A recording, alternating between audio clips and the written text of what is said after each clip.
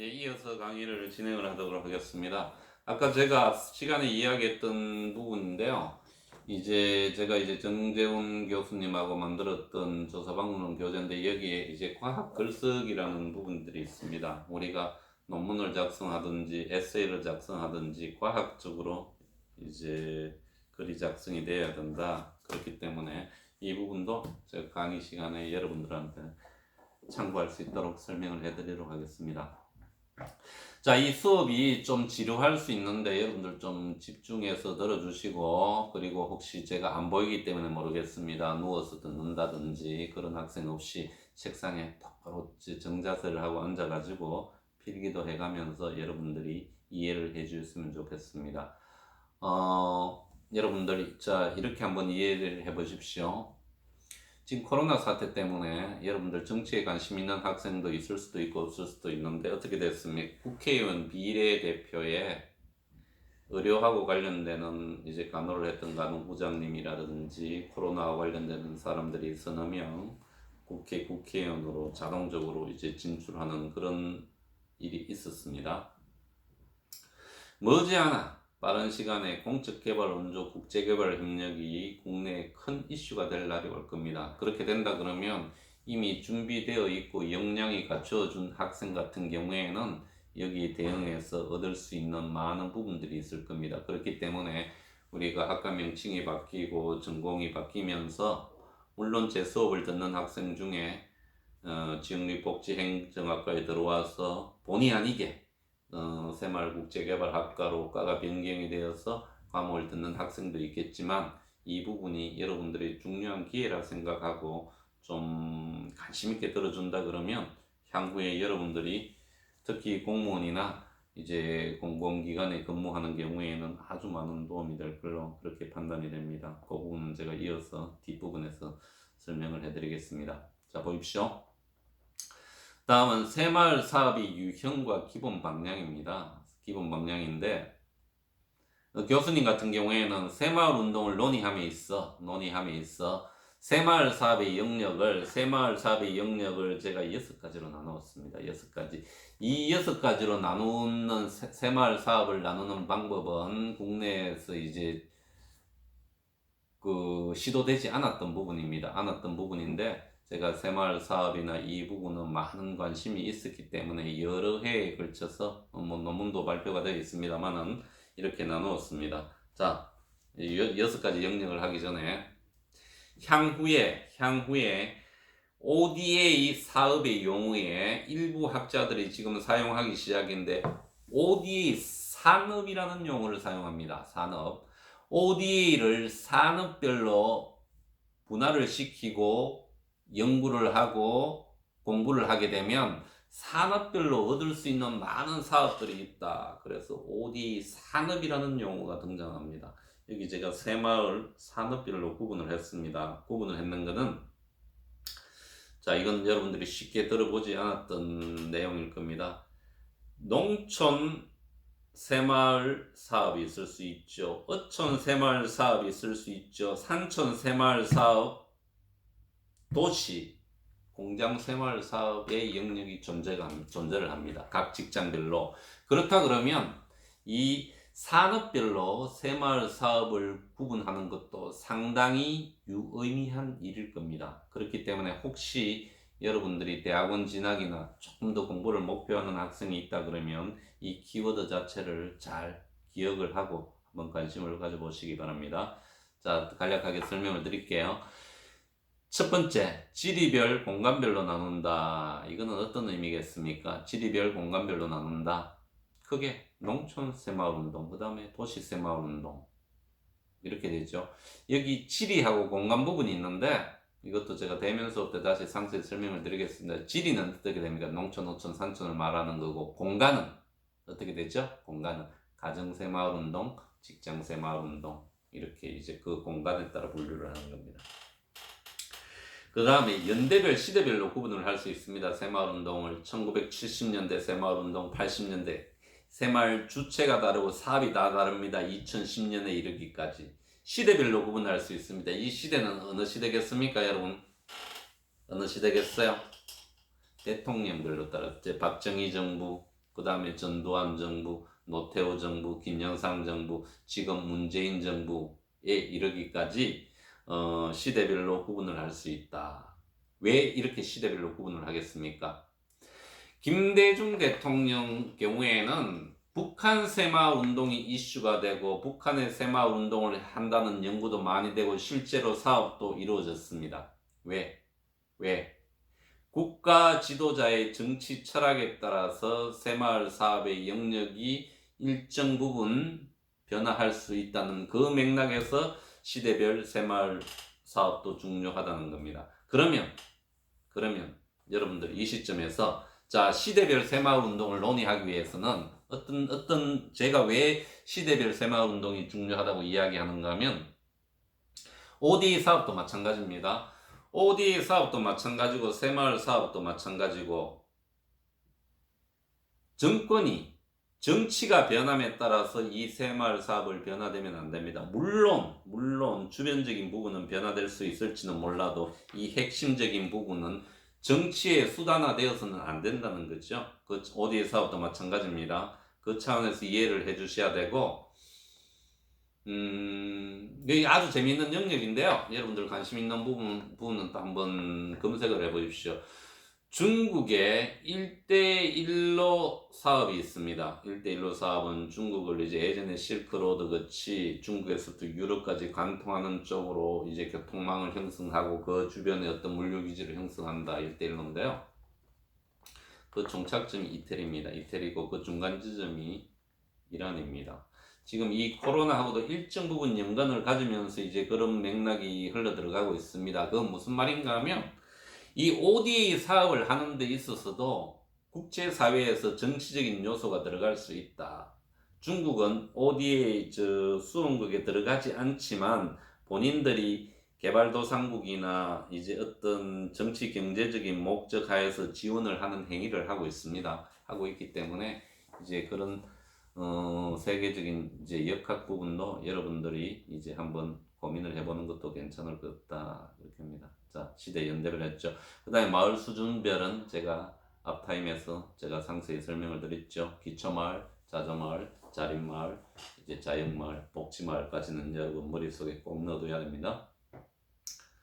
그 다음에 새마을 사업을 구분하는 데 있어서 가장 중요한 영역은 사업 분야별입니다. 이 사업 분야별은 그 뒷페이지에 바로 이어지게 되지만 정신개발 사업, 그 다음에 환경개선, 소득증대 좀 이따 구체적으로 설명을 하기로 하고요. 이 사업은 사업 분야별이 가장 중요한 새마을 사업의 영역입니다. 그 다음에 권역별 사업은 어떻게 이야기됩니까? 마을 단위, 그 다음에 마을이 두세 개 모이면 어떻게 됩니까? 광역마을이라 그러죠. 광역마을이고 그 다음에 이게 기초자치단체, 광역자치단체, 중앙정부 전체 전국도를 대상으로 하는 사업이 있듯이 이렇게 새마을 사업도 권역별로 이루어졌다 이렇게 됩니다. 이제 묘목이나 산림사업 같은 경우는 전국적인 단위로 이루어졌습니다. 그렇기 때문에 권역별로도 새마을 사업을 구분할 수 있다. 최소 단위는 마을이다. 제가 수업 시간에 한번 물어보겠습니다. 여러분도 한번 고민을 해보십시오. 제가 한 달 뒤에 정상화되면 한번 물어보겠습니다. 새마을 운동을 추진할 때 마을 단위의 주민의 수는 정확하게 몇 명을 말하는 건가? 가구 수가 될 수도 있습니다. 몇 가구를 말하는지 여러분들 한번 고민을 해보십시오. 그러니까 이렇게 되는 겁니다. 최소 단위의 새마을 운동의 영역인 이 마을은 1970년대에 그죠? 인구수가 어느 정도 되었는지, 그죠? 세대수가 어느 정도 되었는지 한번 고민을 해 보시기 바랍니다. 현재 시점하고 유사하기 때문에 그렇다 그러면 우리가 마을에 대해서 조금 더 구체적으로 접근을 할 수 있겠죠. 그 다음에 이제 산업별 새마을 운동, 새마을 사업입니다. 이렇게 구분을 할 수 있다. 제가 더 구분을 할 수 있는 방법이 있지만 가장 뚜렷하게 어떤 기준점을 잡아서 할 수 있는 건 이렇게 6가지입니다. 그러니까 그 2번 보십시오. 새마을 사업은 이렇게 연구하는 연구자의 분야나 연구를 수행하는 기관의 성격에 따라서 새마을 사업을 분류하고 일정 영역에 치중하는 경향성을 보인다. 지리 공간도 마찬가지죠. 흔히 우리가 새마을 운동을 이야기할 때는 90% 이상이 농촌 새마을 운동을 이야기합니다. 그런데 농촌 새마을 운동을 이야기할 때는 일반적으로 농촌 새마을 운동 안에 산촌, 어촌이 포함되어 있습니다. 포함되어 있기 때문에 그 맥락에서 이해를 해 주셔야 됩니다. 아시겠죠? 그런데 이제 우리가 그동안 지리적인 부분에는 농촌 새마을 운동에 너무 치중을 했다. 치중을 했기 때문에 우리가 삼면이 바다로 이루어져 있습니다. 그 당시 새마을 운동할 때 이제 여러분 방파제라든지 굴이라든지 김양식을 했던 많은 증거들을 가지고 있습니다. 어촌 새마을 사업도 아주 중요한 영역으로 들어올 수 있다. 그리고 이 공부도 본인이 전공 여하에 따라서 한번 조금 더 심도 있게 들어가는 부분도 괜찮겠다. 왜겠습니까? 여러분들 개발도상국에서도 어업을 기반으로 하고 있는 마을이 많을 수도 있기 때문에 그 당시 한국의 1970년대에 어촌 새마을 운동도 공부하는 것도 괜찮은 영역이 될 걸로 그렇게 판단이 됩니다. 자, 그러면 3번이 모든 부분을 이제 요약을 했습니다. 새마을 사업에 대해서 이렇게 보십시오. 1970년대 한국 농촌의 문제점은 농민은 후전적인 의식을 가지고 있었다. 그 다음에 농촌은 낙후된 환경이었다. 농업은 저생산성이었다. 그렇기 때문에 새마을운동의 사업 분야는 정신개발로 후진적인 의식을 타파하고 그 다음에 생활환경 개선 부분에 낙후된 환경을 사회문화적인 측면에서 더 향상을 시키고 저생산을 경제적인 측면에서 향상시킬 수 있는 소득 증대 이 세 가지 부분이 가장 핵심적인 분야이자 이제 새마을 운동의 목표다.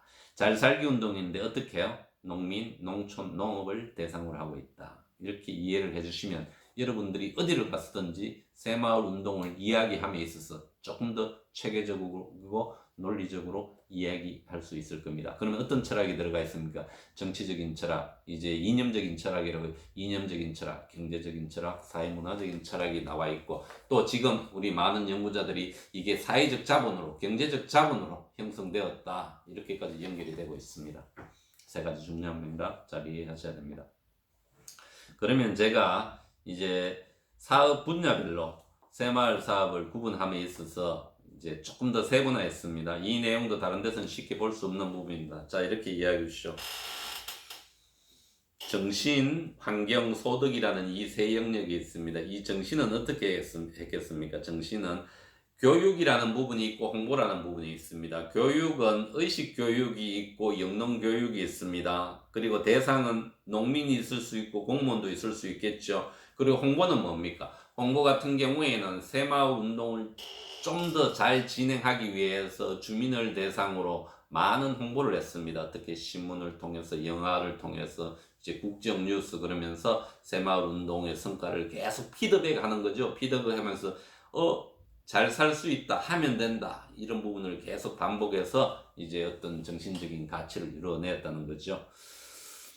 그 다음에 또 제가 또 관심을 가지는 부분 중에 하나인데 성공 사례 활동하고 상훈입니다. 홍보 활동 중에서 새마을 운동을 잘하게 되면 표창장도 받고 훈장도 받았습니다. 금면장, 자조장, 협동장을 받았는데 여러분들 청도 새마을 거기 홍보관에 가보게 되면 이의근 경북지사가 받은 훈장이 있죠. 제가 정확하게 그게 자조장인지 뭔지 기억이 안 나는데 그 당시 훈장을 줌으로 인해서 개인적으로 어떤 동기를 부여하고 또 하사금도 주면서 독려했던 어떤 그런 기록들이 있습니다. 그러니까 홍보도 상당히 중요한 영역으로 이제 정신개발 사업에 제가 넣어놨습니다.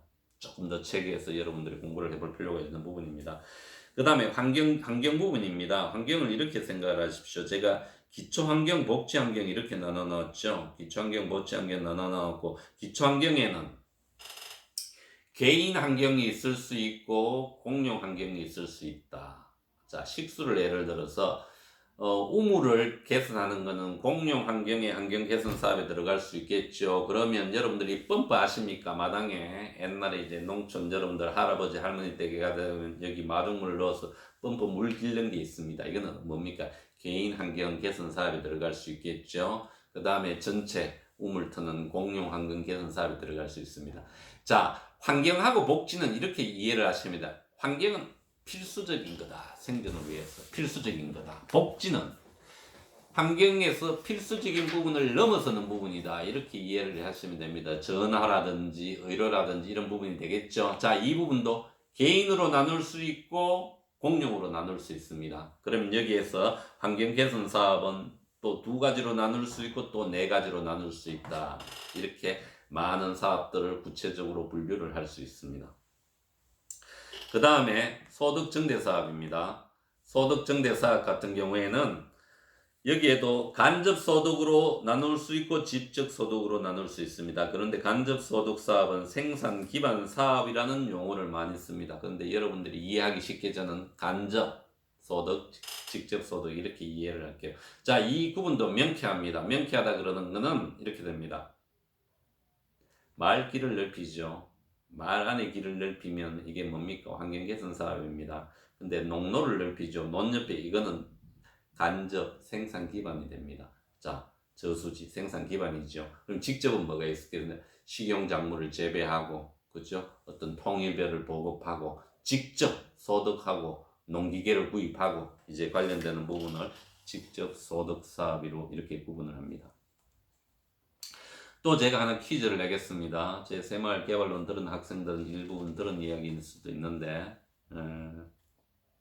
마을 안길 사업이 소득 증대 사업도 될 수 있고 환경 개선 사업도 될 수 있다. 그 메커니즘은 어디 있는지 여러분들 조금 관심이 있는 학생 같은 경우에는 한번 생각을 해보시기 바랍니다. 제가 수업 시간에 한번 질문을 할 수 있도록 여러분들의 답변을 들어볼 수 있도록 그렇게 하겠습니다.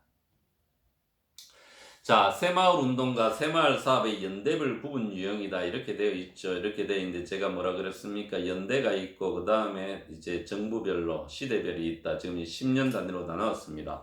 흔히 혹자는 교수님 왜 10년 단위로 굳이 이렇게 나눕니까? 제가 이제 나누는 기준입니다.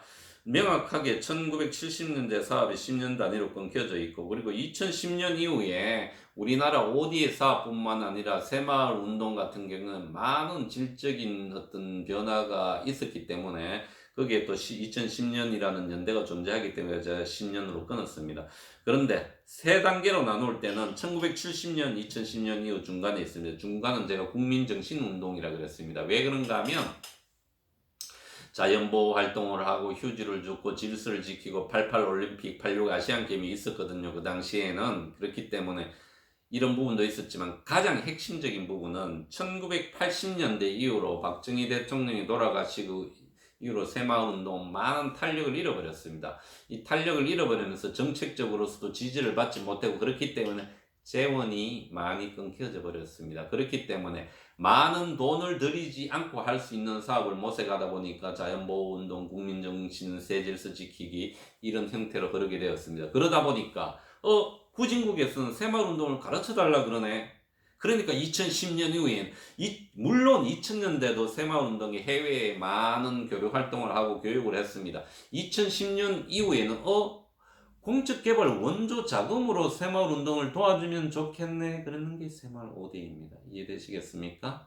그러니까 이 수요 자체가 정부기관에서 외국으로부터 새마을운동을 가르쳐주세요. 우리 농촌도 잘 살고 싶어요. 한국과 같이 그렇기 때문에 이 2010년 이후가 됩니다. 경상북도는 이제 새마을 마을 만들기로 그죠. 여러 지자체 중심으로 새마을운동이 2010년 이후로 활성화되기 시작합니다.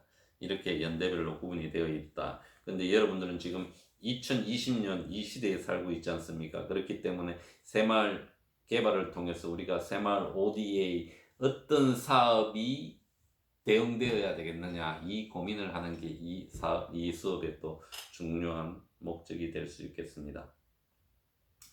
그 밑에 단어도 아주 중요한 용어를 제가 넣어놨는데 제가 한번 읽어보겠습니다. 새마을 사업은 시대적 요구와 정치 환경의 변화에 따라 다양한 형태로 변화되어 왔으나 이론성과 영속성을 가지고 현 시점에도 새마을 개발의 논리로 지구촌에 전개되고 있다. 여기에서 일원성과 연속성입니다. 제가 다원의 진화론의 일정 부분 이론을 가져와서 일원성이라는 부분을 넣었고 영속성이라는 부분은 지금도 지구촌에서는 면면이 새마을 운동이 흐르고 있고 실천되고 있다. 10년 후, 20년 후에도 그만큼 중요한 가치를 가지는 이론이고 학문이다. 이렇게 이해를 해주세요. 그 다음에 새마을 사업의 마을 수준별 발전 단계별 부분입니다.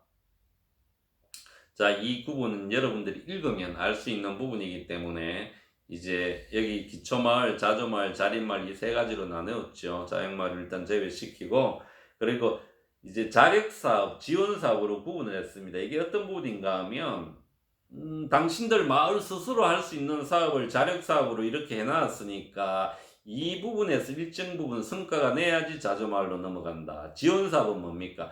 정부의 지도나 기술이나 재원이 들어가야 되는 사업 같은 경우는 이렇게 지원사업으로 구분했습니다. 구분해가지고 이제 마을 스스로 경쟁하고 독려하고 또 이제 뭡니까 계기를 가지고 사업을 할 수 있도록 이렇게 요령해서 추진을 했습니다. 추진했고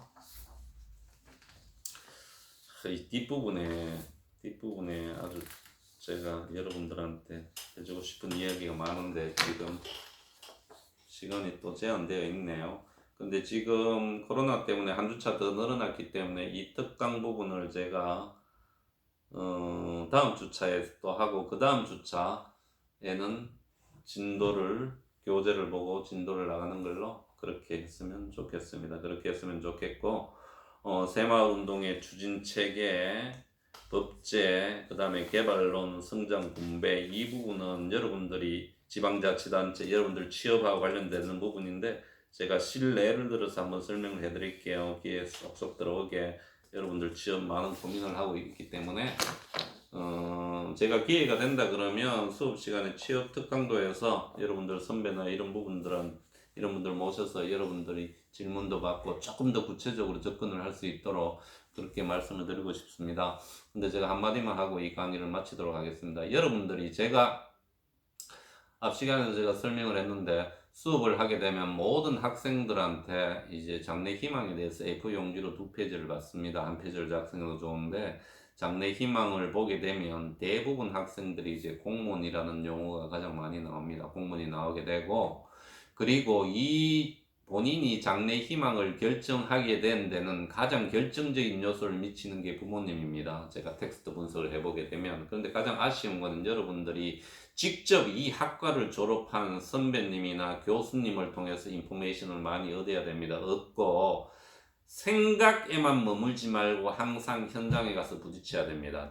여러분들이 국어공무원, 지방직, 국가직을 한다 그러면 하는 분을 만나보고 이 현장에서는 어떤 일이 나고 있는지 어떤 근무 조건에서 하고 있는지 여러분들이 그 방송을 찾아가면 알 수 있잖아요.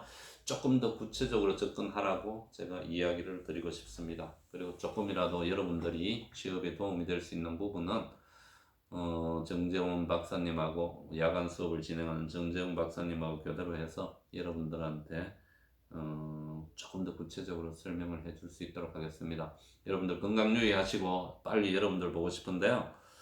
그 날이 빨리 가까워졌으면 좋겠습니다. 예, 이상입니다.